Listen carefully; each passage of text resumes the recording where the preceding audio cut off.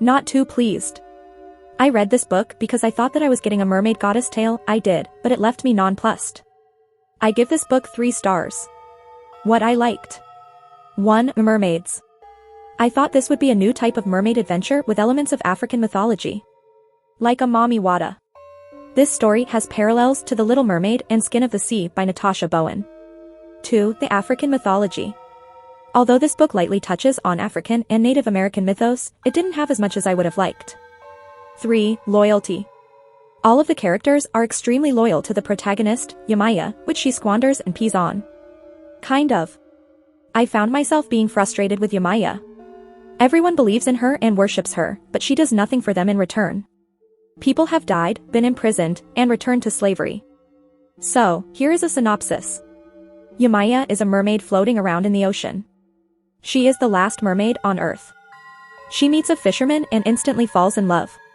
Slavers come and attack her lover's village. Obatala, the boyfriend of Yamaya, is brought to America to be a slave. Yamaya follows the boat all the way from Africa to America. On her journey to find Obatala, she is taken in by various people. From Native Americans on the Trail of Tears to abolitionists and slaves. The story covers Yamaya's journey from the seas of Africa to her crossing the brutal southern states of the United States. I like the trek to get to the free states, but I do not like what happens when she reaches her destination. Yamaya is supposed to be the goddess of the sea, but she comes off weak. There were several moments where she could have killed the villain in the story, but if she had done that early on, then there'd be no tension and climax to the story.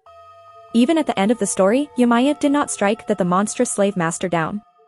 Her actions resulted in the death of her beloved Obatala. Side note, Obatala is the name of the husband of Yamaya in the Yoruba pantheon.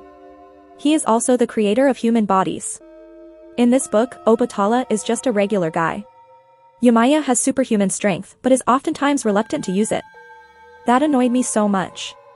Again, she could have killed Masa and prevented a lot of heartache. This book is set up like the ultimate romance, but really is a tragedy. I don't mind tragedies though. Unlike my review, the book was well written. I'm trying. I swear. This book was well paced and interesting. I'm just bitter. All of this build up about Yamaya's powers and her being the goddess of the sea, and she didn't do anything godly. No sea storms or thunder. Nothing that is common with the Yamaya folktales. However, the beauty of writing is that you can tell your story your way and create what you envision, despite what someone like me says.